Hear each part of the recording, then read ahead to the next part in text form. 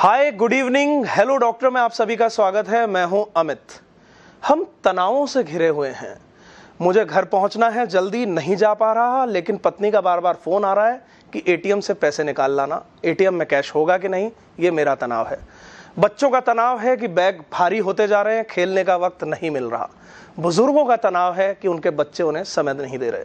दफ्तर में काम करने वालों का अपना तनाव है, बाहर घूमने वालों का अपना तनाव है, खाली बैठे लोगों का अपना तनाव है। और इस तनाव के बीच में कब तनाव डिप्रेशन में बदल जाता है हमें पता ही नहीं चलता, और हम इस तनाव के चक्कर में एक रोग साथ में जोड़ लेते हैं। ये खतरनाक है। तो आज चर्चा करेंगे डिप्रेशन को लेकर। हमारे साथ जुड़ गई हैं डॉक्टर अनामिका पापड़ीवाल, साइकोलॉजिस्ट हैं। मैम, आपके पास ढेरों केस आते हैं। पहले तो आपका वेलकम हमारे शो में, हेलो डॉक्टर में। आज डिप्रेशन पे हम आपसे बात करेंगे। आपके पास बहुत से केसेस आते हैं। सबसे पहले जानना चाहूंगा क्यों डिप्रेशन हो रहा है। एक्चुअली में डिप्रेशन की जो बेसिक वजह आ रही है वो हमारी आज की भागती हुई लाइफ है। लाइफ जितनी तेजी से भाग रही है उतने ही ज्यादा हम डिप्रेशन के शिकार हो रहे हैं। हमें यही सोचने का वक्त नहीं मिल रहा कि अभी क्या करना है और कल क्या होगा। इसकी जगह हम सब उलझे हुए हैं फ्यूचर में क्या करना है, और ये फ्यूचर हमारे डिप्रेशन की बहुत बड़ी वजह हो रहा है। इसी वजह से अगर हम देख रहे हैं तो पेरेंट्स बच्चों को टाइम नहीं दे पा रहे हैं, बच्चे डिप्रेशन में जा रहे हैं। पेरेंट्स जो है, माता पिता आपस में एक दूसरे को टाइम नहीं दे पा रहे हैं, तो वो लोग आपस में डिप्रेशन में जा रहे हैं।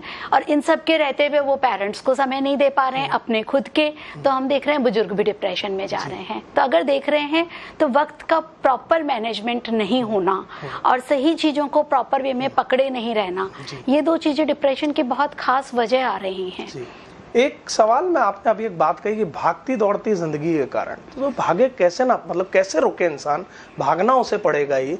टैक्स पर टैक्स लगते जा रहे हैं, टैक्स तनाव दे रहे हैं आदमी को। ये और दिख रहा है अभी तो 1 जुलाई आ रही है, जीएसटी लग जाएगी, सामान और महंगा हो जाएगा, उसे और कमाना पड़ेगा। तो उसको जिंदगी में भाग दौड़ तो वो रोक ही नहीं सकता। ये जो भी बात आप कह रहे हो कि मनी, फाइनेंशियल प्रॉब्लम सबसे बड़ी वजह हो रही है डिप्रेशन की। अगर हम देखें तो फाइनेंशियल प्रॉब्लम के बिना भी बहुत सारी चीजें हैं जो डिप्रेशन को इफेक्ट कर रही हैं। और ये फाइनेंशियल प्रॉब्लम जहां पर अपने को नजर आ रही है, ये बेसिक नजर आ रही है समय की वजह से, क्योंकि प्रॉपर समय हम किसी को नहीं दे पा रहे हैं, और समय नहीं दे पाना सबसे बड़ी कमी बन रही है। बतौर साइकोलॉजिस्ट आपके पास जो केसेस आते हैं, मैं जानना चाहूंगा किस उम्र के लोग आपके पास सबसे ज्यादा आ रहे हैं इन दिनों। इस समय हमारे पास जो बेसिक आ रहे हैं, बच्चे तो आ ही रहे हैं। और बच्चों का ऐसा नहीं है कि केवल पढ़ाई को लेकर डिप्रेशन है। बच्चों का भी बेसिक जो डिप्रेशन केस आ रहा है वो घर के माहौल को लेकर है। घर का जो माहौल है वो इतना, या तो पूरी मल्टीमीडिया अगर हम कहें तो इसमें कोई गलत बात नहीं होगी, क्योंकि उनका पूरा टाइम मोबाइल, टीवी, इंटरनेट, इन सब में बीत रहा है। और इसकी बेसिक वजह हो रही है कि पेरेंट्स के पास फुर्सत नहीं है। वो अपना टाइम इतना डिवोट कर रहे हैं, सिर्फ हर कोई जो आप कह रहे हैं इतने टैक्स आ रहे हैं, इतने सारे वो आ रहे हैं, तो सब जने इसी में उलझे हुए हैं कि हम कैसे पैसा कमाएं, किस तरीके से आगे बढ़ें, और इन सब के पीछे मशीनी लाइफ बना ली है। अगर आज भी हम देखें तो पुरानी वाली जो लाइफ रहे, हमारी पास्ट लाइफ, वो बहुत अच्छी थी। पहले तो इतने डिप्रेशन के मरीज नहीं थे जितने आज बढ़ रहे हैं। पहले कभी सुना भी नहीं था कि मानसिक रोग भी कुछ होता है, परंतु आज बच्चा बच्चा इस चीज से वाकिफ है।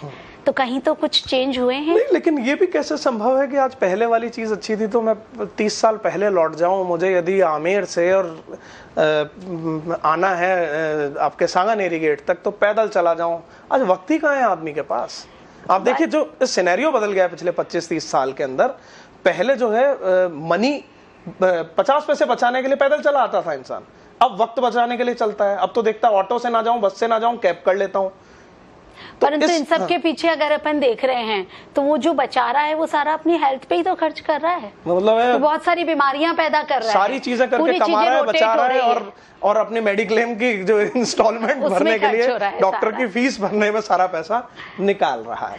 सॉल्यूशन पर जो है वो बिल्कुल गोल घूम रही है। हम ये नहीं कह रहे कि हम पास्ट लाइफ को अपनाएं या करंट लाइफ को छोड़ दें। बेसिक ये है जो बेस्ट है उसको साथ लेकर चलते चले।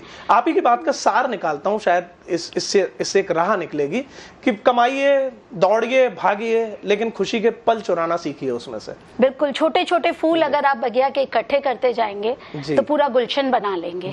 और जी आपके पास बहुत से केसेस, कुछ केस की बात करते हैं कि कैसे केसेस आ रहे हैं इन दिनों लोग किस बात को लेकर ज्यादा तनाव में हैं? बिल्कुल, ये केसेज मैं आपको डिस्कस भी करना चाहूंगी और सभी तरह की एज के एक एक केस जरूर यहाँ पर आपसे डिस्कस करूंगी।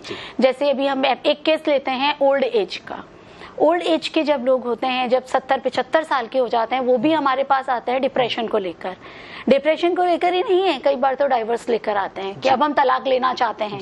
इतनी 50 साल साथ जिंदगी के गुजारे और अब उन्हें ये महसूस हो रहा है कि हम कहीं साथ ही नहीं थे, हम तो बहुत ज्यादा तनाव में चल रहे हैं इस लाइफ के रहते।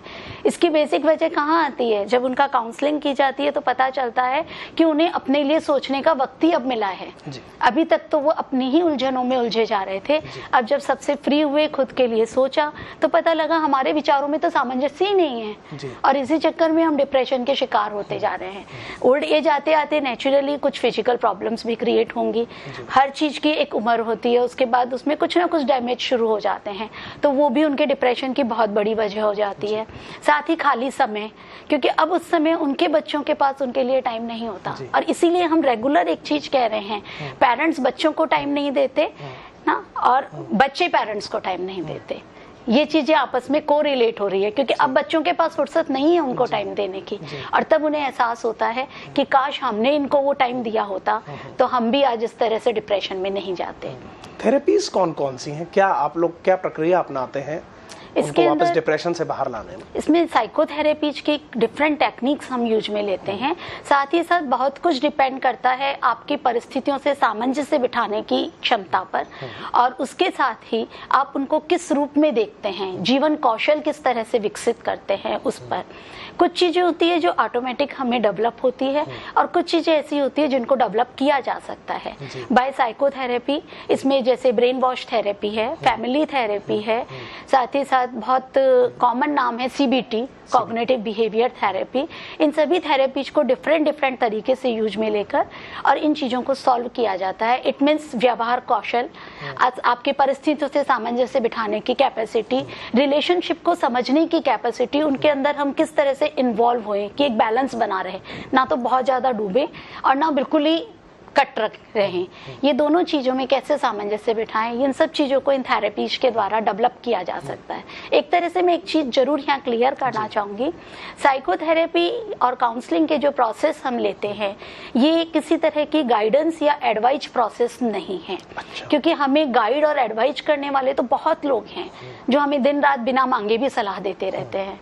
साइकोथेरेपी एक तरह से सेल्फ डेवलपमेंट प्रोसेस है जो कि पर्सन में सेल्फ एक डेवलपमेंट करता है कि उन्हें उन परिस्थितियों से कैसे बाहर आना है। बेसिकली नेगेटिव चीजों को पॉजिटिव में कन्वर्ट करना।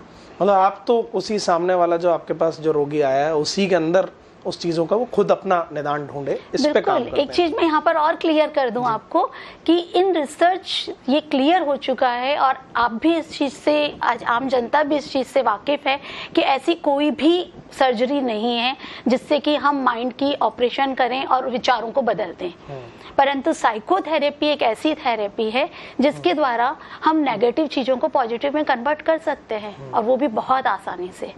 थोड़ा सा पेशेंस चाहिए, थोड़ा टाइम चाहिए और खुद पे विश्वास चाहिए। खुद पर विश्वास चाहिए।